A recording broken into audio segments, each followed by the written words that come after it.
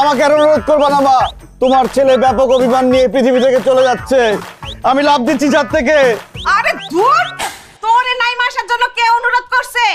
যেটা করার তাড়াতাড়ি কর, এখান থেকে লাভ দি। দেখে তুই এই নাটক করতাছস, তোরে তো জুতা দিয়ে বাড়োয়া এমনি মাইরা ফেলবি। নাই মাই, আমার এতদিন সন্দেহ ছিল, আমি এখন 100% শিওর তুমি আমার আপন মা না। মেডিকেল থেকে এক্সচেঞ্জ হয়ে গেছে অথবা কোনো জায়গা থেকে আমরা টোকাই নিয়ে আসছো। আপন মা হলে ছেলে কেন লাভ দিতেছে, কেন সুইসাইড করতে যাচ্ছে সেটার কারণ খুঁজতা, তা না করে তার জামাই এসে কি বলবে না বলবে ছেলে নিয়ে এসে মাথা কামাচ্ছে। সেই হাত পা ভাঙ্গা নিয়ে আবার উঠবো, আবার লাভ দিব। একবার না মরলে দেখো শতবার। না রাকিন না, তুমি লাভ দিও না। তুমি মরে গেলে আমার কি হবে রাকিন? তোর কি হবে মানে? তুই আর কোনো কথাই বলবি না, তুই সব নষ্টের মূল। তোর সাথে আমার 3 বছরের প্রেম আমার বাপ ছাড়া পৃথিবীর সব মানুষ জানে। আমি বারবার বলছি, আমার আব্বার সামনে গেলে আমার হাত পা কাঁপে। ভাইজানের সাথে কথা বলবো নাই মাসো বাবা। আমি বিশ্বাস করি না আপনার কথা। আমি সত্য বলতেছি, আমি ভাইজানের সাথে খুব তাড়াতাড়ি কথা বলবো বাবা। কত তাড়াতাড়ি? কত তাড়াতাড়ি আর এই ধরো 2-3 বছরের মধ্যে আমি সাহস করে কথা বলে ফেলাবো। দেখছস, তোর বাপ পর্যন্ত আমার সাথে মজা নিতেছে। এই জীবন রাখে আমার লাভটা কি? বিদায় পৃথিবী, আমি লাভ দিচ্ছি।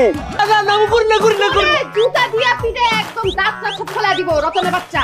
রাকিনের জন্য কান্নার অধিকার শুধুমাত্র আমার, তোর না। আর ছাড়ো না, মইরো না, মইরো না রাকিন গো। ও রাকিন, তুমি বলে আমার কি হইব রাকিন, রাকিন গো। এর মধ্যে আমি বিয়ের ব্যবস্থা করতেছি জান। তুইও আমার সাথে মজা নিতেছস। আরেকবার যদি আমার সাথে কেউ মজা নেয়, মৃত্যুর আগে এই চপ দিয়ে তার মাথার মধ্যে ভারী দিয়ে মাথা 2 ভাগ করে ফেলাবো। একদম দিব পারে একদম। কোনো কথা বলবো না, তোমার জন্যই আজকে এই সর্বনাশ হয়েছে। এই পোলাটা কোনো কথা শুনে না। এই তুই ছাদে কি করস? হ্যাঁ, তোরে যে বলছি সকালবেলা ইলেকট্রিক বিল জমা দিবি, সেটা না করে তুই ছাদের মধ্যে কি করস? নাম নাম জলদি, তোরে আমি বাথরুমের স্যান্ডেল দিয়ে জুতাইয়া একদম লম্বা করে ফেলাবো। আব্বা কালকে দেই। চুপ! তো হয়ে গেছে নেটওয়ার্ক। বাবা জ্ঞান ফিরছে তোমার না বাবা? এই যে মা, এই যে মা, এই দেখো দেখো দেখো মা। এই বাবা, ভাল লাগতেছে বাবা? ভাল লাগছে তোমার? কি ব্যাপার, এই পাগল শিগল ছাড়া ঘুরতেছে কেন? হ্যাঁ সিস্টার, হসপিটালের লোকজন কোথায়? আমার অ্যাপ্রন কোথায়? ইনজেকশন কোথায়? পাগল কিভাবে ছাড়া পাইলো? কি বলতেছে আমার ছেলে? কি ব্যাপার আন্টি, আপনি কাঁদতেছেন কেন? আমার ছেলে আমার আন্টি ডাকে। আপনি সাইলেন্ট মোডে কাঁদুন, পারতেছি না রে বাপ। না পারলে ভাইব্রেশন মোডে কাঁদেন।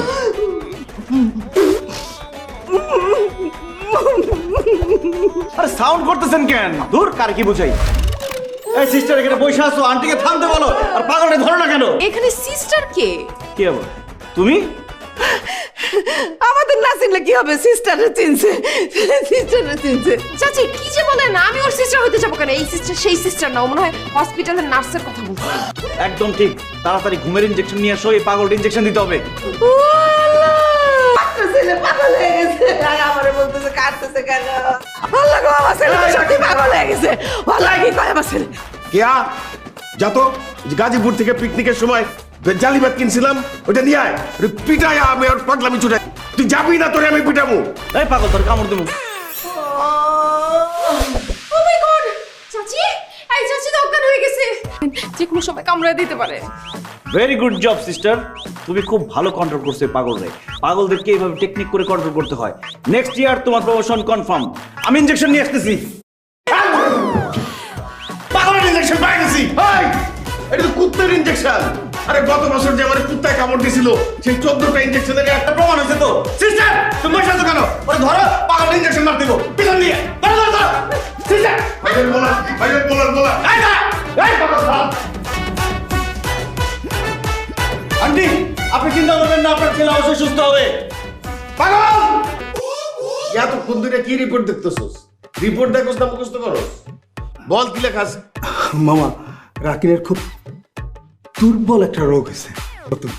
মাসুম ভাই, ও বাঁচবে তো? সেটা নিয়ে সমস্যা নাই, ও মরবে না। রোগটাই তো মেন্টালি। অভিনয় করতে হবে। আগুন আগুন আগুন! এই আপনারা কি সব পাগলের গোষ্ঠী নাকি? পুরা বাড়ি দাও দাও করে আগুন জ্বলতেছে আর আপনারা এখানে বসে মিটিং করতেছেন? কেয়া যা তো চেক করতো, এই পাগল নিশ্চয়ই কোথাও আগুন লাগাই দিয়া এখন নিজে আইছে নিবাইতে। আমি দেখতেছি। ভাইজান, আমি তাহলে কে সাথে যাই, তাহলে বিষয়টা পোক্ত হইব। এই খবরদার, আমার অনুমতি ছাড়া কেউ বাড়ির বাইরে যেতে পারবো না। আর এই মেয়ে, এই তোমার মাথায় উঠনা কোথায়? এই বাড়িতে শর্ট সার্কিট হবে নাকি অন্য বাড়িতে হবে নাকি? মাসুম ভাই ও কি এখন ফায়ার ব্রিগেডের ক্যারেক্টার